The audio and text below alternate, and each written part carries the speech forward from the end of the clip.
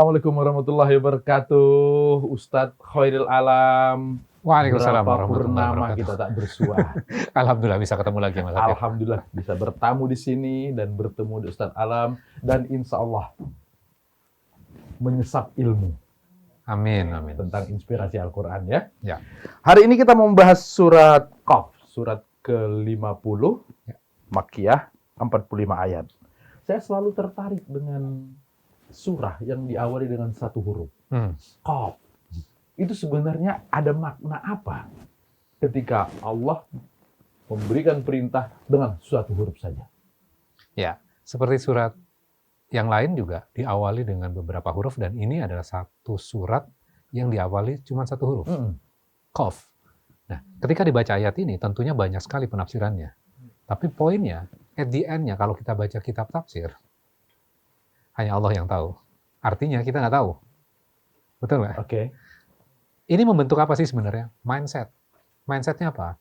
Ketika belajar surat ini, lepaskan pemahaman-pemahaman kita sebelumnya, nolkan itu, masuk ke dalam suratnya, untuk kita mendapatkan ilmu dari Al-Quran ini. Artinya tingkat kepercayaan kita, loyalitas kita kepada Allah itu harus setinggi-tingginya ketika kita kemudian mendapat perintah satu huruf tanpa arti itu. Ya. Tanpa arti menurut kita. Ya, karena attitude-nya adalah ketika kita masuk ke dalam Quran, maka kita memang tidak tahu Al-Quran yang akan menjelaskan kepada kita. Oke. Dan surat Qaf ini yang menarik adalah setelah itu Allah bersumpah dengan Al-Quran. Nah itu menarik tuh. Qaf, bismillahirrahmanirrahim, Qaf wal Qur'anil Majid. Demi Al-Quran yang mulia. Ya. Dia bersumpah dengan kata-kata yang dia keluarkan sendiri. Ya. Di bagian mana kemudian ini menjadi sangat menarik? Oke.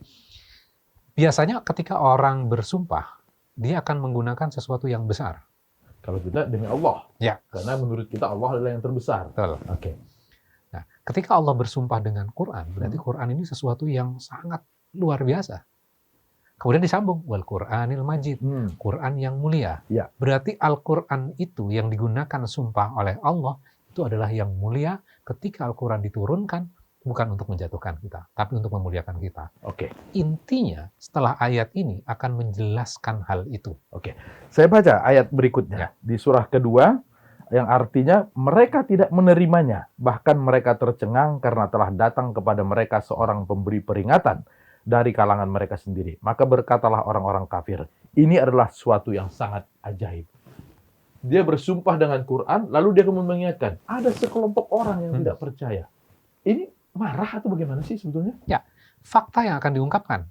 Ada sekelompok orang yang mereka heran. Kenapa sih seorang pemberi peringatan datang kepada kami? Dan dari golongan kami lagi. Biasanya kan gini Mas Latif, kita kan cenderung percaya dengan orang luar atau orang dalam sebenarnya. Orang luar? Orang luar. Iya. Walaupun kita tidak tahu kualitasnya seperti apa. Yang penting bukan di lingkungan saya belum kenal, udahlah percaya aja dulu gitu kan. Ya. Jadi orang Arab pada saat itu terheran-heran. Kenapa sih kok diangkat jadi nabi dan rasul, menjadi utusan pemberi peringatan itu Muhammad? Kenapa nggak yang lain aja? Mereka terheran dengan hal itu. Keraguan mereka apa? Ini teman-teman kita, seorang penggembala domba, kira-kira begitu? Ya kan hidup udah bersama kami. Kok tiba-tiba dia diangkat lebih tinggi dibandingkan kami? Iya. Kami nggak bisa menerimanya. Perasaan nggak ada hebat-hebat. Itu orang kira-kira begitu ya? Ya, menganggap bahwa dia seperti kami kok. Iya, Gitu. iya. Kenapa dia yang ditunjuk? Jadi mereka heran. Kenapa nggak dipilih yang lebih kaya, lebih punya power? Kenapa Muhammad? Iya, iya, iya. Jadi itu yang mereka ragukan. Oke. Ternyata ayat ke berapa ini? Ayat kedua. Itu berarti kan menolak Nabi dan Rasul. Iya. Apakah berhenti sampai di situ saja? Ternyata enggak. Ayat ketiga tuh.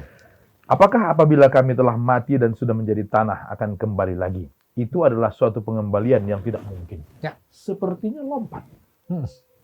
Kamu tidak percaya kepada orang yang saya tunjuk, lalu kemudian bicara hari kebangkitan. Ya. Hari nanti, hari kiamat. Kenapa jauh sekali? Oke. Yang dibawa Nabi dan Rasul itu apa? Ajaran-ajaran kebenaran. Ajaran kebenaran. Berasal dari siapa? Dari Allah. Dari Allah. Jadi tugas Nabi dan Rasul membacakan ayat-ayat Allah. Iya. Dan salah satu ayatnya adalah tentang hari kebangkitan. Oke. Mereka nggak percaya itu. Orang hidup ya sekarang saja. Kalau udah mati, udah selesai. Jadi hidup ya saat hidup kita ini saja, tidak ada kehidupan setelah kematian. Udah sampai berhenti sampai di sini saja. Kemudian kita berubah, bergabung dengan tanah, kemudian kita dibangkitkan. Gak mungkin lah itu. Seolah-olah anggapan mereka ini adalah sihir yang sangat bagaimana gitu ya. Makanya mereka mengatakan seperti ini kan. Aidza mitna wa kunna turaba, dzalika raj'un ba'id. Apakah apabila kami telah mati dan sudah menjadi tanah akan dibangkitkan lagi? Gak mungkin. Itu adalah sesuatu pengembalian yang tidak mungkin. Jadi mereka satu menolak Quran, kemudian yang kedua mereka menolak Rasul, ya. Yang ketiga membawa ide besar yang dibawa oleh Nabi Muhammad yang ada dalam Al-Quran, yaitu tentang hari kebangkitan. Artinya Quran dan segala isi yang diceritakan oleh Allah di dalamnya itu bagi mereka ini impossible. Ya. Dan nothing. Ya. Kira-kira Allah akan jawab nggak? Nah, bagaimana? Pasti Allah akan jawab. Dan yang menarik Mas Latif, jawabannya adalah tidak direct. Tapi Al-Quran itu punya style. Kalau kita kan belajar agama kadang-kadang kan gini, Ustadz, hukumnya apa sih? Ya. Halal, neraka, surga. Ya. Tapi kalau kita belajar Quran, bukan hanya substansi yang penting, tapi style, gaya bahasa, gaya menerangkan, logikanya menjadi penting juga. Proses turun, konteks dan teks, segala macam itu satu kesatuan. Satu kesatuan. Bagi Allah itu juga penting. Kalau kita berasumsi bahwa ya udah endingnya kesimpulannya apa sih? Ya. Kita beragama tidak berpikir. Allah dalam Al-Quran memberikan logiknya. Jadi kita harus paham logiknya dulu. Ketika logiknya benar, maka iman itu akan lebih kuat. Ya kan? Nah, dalam upaya Allah kemudian membuat orang yang menolak Nabi, menolak Quran, dan menolak hari akhir tadi itu, apa yang dilakukan? Kita baca ayat keempat dulu sebelum menjawab pertanyaan tadi itu. Silakan. Sungguh kami telah mengetahui apa yang ditelan bumi dan tubuh mereka, sebab pada kami ada kitab yang terpelihara baik. Berarti semua direkod. Kayak sekarang kan orang nyuri motor, nyuri mobil, semua ada CCTV-nya. Jejak digitalnya ada. Jejak digitalnya ada. Nah, kita manusia ini, sepanjang kehidupan kita, semuanya direkod. Semuanya terekam dengan baik. Jadi Allah di dalam ayat 4 ini menceritakan bahwa kamu dalam sepanjang hidup ini, kemudian kamu meninggal, semua ini terrecord secara rapi, nggak mungkin tertukar filenya. Luar biasa nih statementnya. Dan baru ayat kelimanya akan menjawab pertanyaan tadi, Mas Adi. Ayat kelimanya adalah, bahkan mereka telah mendustakan kebenaran. Ketika kebenaran itu datang kepada mereka, maka mereka berada dalam keadaan kacau balau. Mereka mendustakan kebenaran semuanya. Berarti kebenaran apa? Al-Quran. Kebenaran Nabi, Rasul. Hari kemudian. Kemudian kebenaran pencatatan juga. Mereka mendustakan kebenaran itu semuanya. Bilhaq mengacu kepada ayat-ayat sebelumnya. Makanya penting ketika kita belajar Quran, maka belajarnya urut. Supaya apa? Dapat konteksnya. Kalau misalnya tiba-tiba kita, mereka kadzabu bilhaq, bal kadzabu bilhaq. Bahkan mereka mendustakan dengan kebenaran. Kebenaran yang mana ya? Kemudian kita berasumsi, oh kebenaran ini segala macamnya. Padahal sudah ada ayat-ayat sebelumnya tuh. Al-Quran itu kebenaran. Sampai Allah bersumpah dengan Al-Quran yang mulia. Rasul, kebenaran. Hari kebangkitan, kebenaran. Pencatatan, kebenaran juga. Semua didustakan. Nah sekarang, ada kata kadzabu. Di sini kan diterjemahkan apa? Ba'ablak kadzabu. Mendustakan. Ya. Kadzabu itu levelnya di atas kafir. Kafir itu apa? Kalau kita mendengar kafir aja udah ngeri ya. Ingkar. Menolak kebenaran. Kafir. Kadzabu bukan hanya menolak kebenaran, tapi levelnya di atas itu. Apa itu maksudnya? Tidak hanya menolak, mendustakan. Mendustakan di sini itu kemudian menyebarluaskan bahwa Quran itu tidak seperti yang disebutkan. Mereka menolaknya bukan berhenti sampai di diri mereka. Mereka mengkampen kepada orang lain, jangan percaya kepada Al-Quranku, jangan percaya kepada Muhammad, jangan percaya ide tentang kebangkitan itu. Mereka campaign kepada semua orang tuh. Jadi campaign dalam artian orang yang tidak kafir, mari kita kafir bersama-sama. Ya, Kira-kira gitu betul. ya. Ya, artinya bahwa ini luar biasa level kejahatannya. Level kejahatan. Kadzabu itu di atas kafir. Betul. Jadi kalau ada orang ngatain kita, kafir lu, lah lu kadzabu gitu ya. Ya, ya. Oke, makin menarik, makin luar biasa. Tapi kita istirahat dulu ya, sebentar. Pertanyaan tadi belum terjawab. Belum terjawab. Akan terjawab Nanti di kita- ayat-ayat berikutnya. Oke.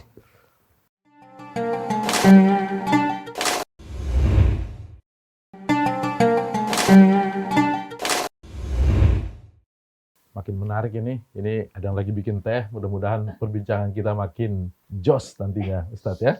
Oke. Kafir, ingkar, dan ada tahap yang berikutnya mendustakan, mengkampen, mengajak orang untuk tidak percaya kepada Quran. Artinya mengajak bersama-sama menjadi kafir. Saya belum melihat cara Allah menjawab itu seperti apa. Nah, itu yang menarik. Menurut logika kita, Allah bisa menjawab, aku akan bangkitkan kamu setelah kematian kamu. Tapi ternyata Allah nggak direct langsung ke sana. Kasih. Nah, logika yang Allah berikan di dalam ayat-ayat berikutnya, ini menarik untuk kita kaji. Oke. Dan biasanya kadang-kadang kita lewat, tentang alam semesta, ya saya sudah tahu lah. Tapi ternyata ada sebuah perintah kepada kita untuk kita pelajari. Yuk, baca ayat ke-6. Di ayat ke-6. Maka tidakkah mereka memperhatikan langit yang ada di atas mereka? Bagaimana cara kami membangunnya dan menghiasinya? Dan tidak terdapat retak-retak sedikit pun. Oke. Ini upaya Allah kelihatan sombong kan? Manusia, kamu kerdil, kamu itu terbatas. Allah di sini mempertanyakan, kenapa sih kamu nggak melihat kepada langit? Tadi kan keraguannya apa sih? Kebangkitan kan? Iya. Hari kebangkitan. Ya. Tapi Allah jawabnya, kenapa sih kamu nggak melihat ke langit? Oke. Ilas sama kepada langit, fauqahum, di atas mereka, kaifa banainaha, bagaimana di antaranya, wa zayyanaha, dan kami menghiasinya, wa malaha min furuj, dan tidak ada keretakan. Perintahnya berarti apa ayat ini? Kamu itu kecil, saya lebih besar, kamu harus percaya bahwa saya bisa apapun. Oke. Dalam bahasa Al-Quran itu ada yang kita kenal namanya kinayah. Ya. Kinayah itu apa? Kinayah itu adalah pengen mengatakan sesuatu tanpa harus mengatakannya. Ibarat gitu kali kalau. Betul, misalnya gini. Sekarang, ya. Kalau ngomong selama 1 jam, tenggorokan itu kering. Itu tandanya minta minum. Tandanya minta minum. Ya. Apakah saya langsung mengatakan saya minta minum? Tidak kan? Tergantung pengertian atau pemahaman dari lawan kita Ya. bicara. Ya. Nah, di dalam bahasa Al-Quran itu ada kinayah. Tanpa mengatakannya, tapi orang akan paham sebenarnya tujuannya ke sana. Iya. Ya. Di dalam ayat ini misalnya, maka tidakkah mereka memperhatikan langit yang di atas mereka? Artinya apa? Perintahnya apa? Perhatikan langit. Ya. Berarti memperhatikan langit itu perintah agama? Iya. Apakah hanya memperhatikan saja? Atau harus meneliti? Harus mengamati? Mengobservasi? Iya. Iya. Jadi bukan hanya melihat begini saja. Iya, itu termasuk.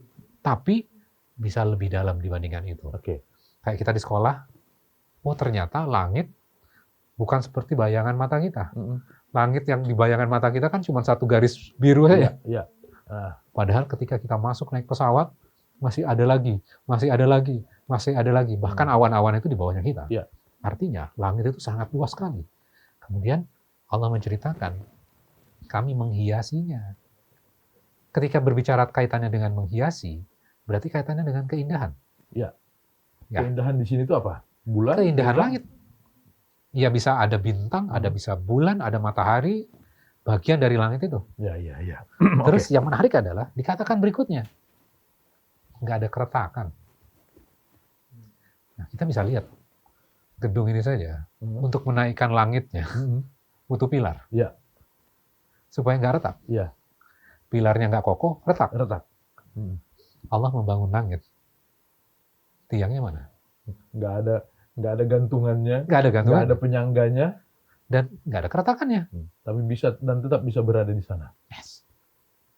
Apakah ini hanya kemudian untuk memberitahu bahwa kalian itu terbatas, saya yang hebat? Atau ada hal lain yang ingin disampaikan? Oke. Allah memiliki kekuasaan yang luar biasa. Allah juga menciptakan manusia dengan keluarbiasaannya dan keterbatasannya. Al-Quran didesain Allah sedemikian rupa supaya manusia bisa memahami. Ya. Jadi Allah itu menjelaskan menurut bahasa manusia. Supaya apa? Supaya kita berpikir. Supaya kita paham. Nah, ayat ini diturunkan kepada kita supaya kita memahaminya. Ini akan menjawab pertanyaan nggak yakin terhadap hari kebangkitan. Ini baru preambul. Jadi udah mulai pelan-pelan dikasih tahu. Ya. Kalau kalian meragukan kebangkitan karena sepertinya itu hal yang tak mungkin, lihat itu langit. Ya. Nggak ada penyangga, nggak ada gantungannya, bisa kokoh di sana dan tidak ada retak sedikit pun. Ya. Kesana perginya. Ya. Dan yang menarik adalah ayat ini memberikan pelajaran buat kita. Saya kasih pertanyaan Mas Adif. Ilmu agama itu ilmu apa? Dulu waktu saya kecil, ilmu agama adalah kalau kamu sekolah sore membaca Quran dan membaca hadis. Ya. Jadi kalau pagi sekolah umum namanya, Ya. ada matematika dan itulah ilmu agama. Ya. Pemahaman saya. Kalau belajar IPA, belajar ilmu agama bukan? Enggak dong, itu sekolah umum. Sekolah umum. Sekolah agama itu baca Quran aja udah. Ya. Oke, ketika kita baca Quran seperti sekarang, ayat ini bertanya, kenapa sih kamu nggak melihat kepada langit? Ya. Langit itu ilmu pengetahuan alam bukan? Iya. Berarti IPA itu bagian dari Alam. Ilmu agama. ilmu agama. Apa ilmu agama itu? Ilmu apapun yang mengantarkan kepada kita kepada Allah. Ilmu agama adalah sesuatu ilmu yang berisi petunjuk dan kebenaran. Ya. Ya. Itu agama. Ya. Termasuk kehidupan kita ini. Ya. Cuman konteks ayat ini yang kita sedang pelajari tentang alam semesta dulu. Alam semesta. Ya. Oke. Setelah itu, kira-kira apa? Ayat berikutnya. Ayat ke-7. Dan bumi yang kami hamparkan dan kami pancangkan di atasnya gunung-gunung yang kukuh. Dan kami tumbuhkan di atasnya tanam-tanaman yang indah. Ya. Oke. Penciptaan apa yang pengen ditonjolkan di sini? Oke. Tadi yang pertama ayat Langit. Langit. Sekarang wal ardo madadanaha. Nah, saya jelaskan strukturnya dulu. Allah nggak mengatakan kami menghamparkan bumi. Tapi bahasanya adalah wal ardo dan bumi kami menghamparkannya. Beda nggak tuh? Kami menghamparkan bumi. Ya. Dengan bumi kami yang menghamparkan. Apa ya bedanya? Hanya sekedar penekanan saja? Oke, misal gini, gedung yang besar nih. Bisa aja susunan bahasanya adalah kami membangunnya. Oke. Ya kan? Membangun gedung itu. Tapi kalau kita pengen menunjukkan gedung tinggi itu, kami yang bangun. Kami membangunnya. Beda ya? Beda. Ada sebuah penekanan, objeknya dulu disebutkan. Di dalam bahasa Al-Quran, ayat ke-7 di dalam surat Al-Qaf ini disebutkan bumi. Ya. Artinya perhatikan bumi itu. Oke. Kami menghamparkannya. Ketika tensionnya adalah hasil penciptaan, apakah ini hampir sama dengan ayat sebelumnya yang mau bilang bahwa kekuasaan kami itu sangat-sangat besar? Yes. Ya. Jadi istilahnya gini, kamu pengen mengenal aku. Ya. Perhatikan tuh bumi itu. Iya. Perhatikan bumi itu. Pengen tahu siapa gue, gitu ya? Nggak lihat tuh buminya. Lihat tuh. Ya. Lihat buminya. Bagaimana kami menghamparkannya.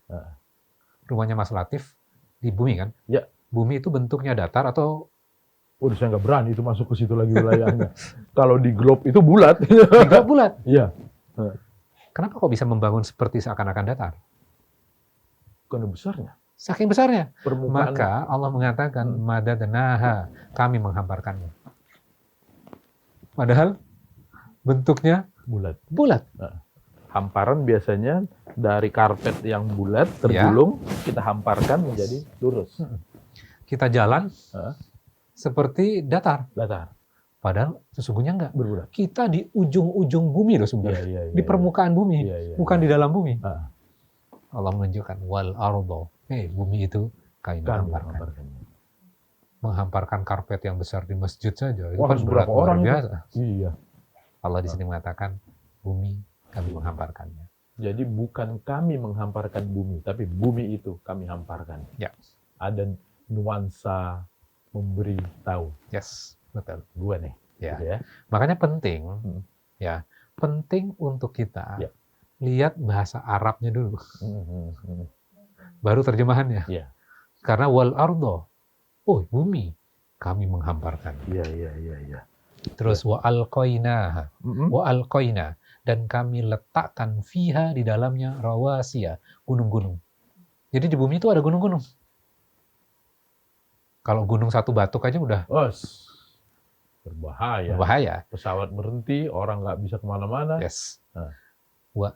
Wa ambatna fiha, dan kami tumbuhkan di dalamnya min kulli zaujin bahij.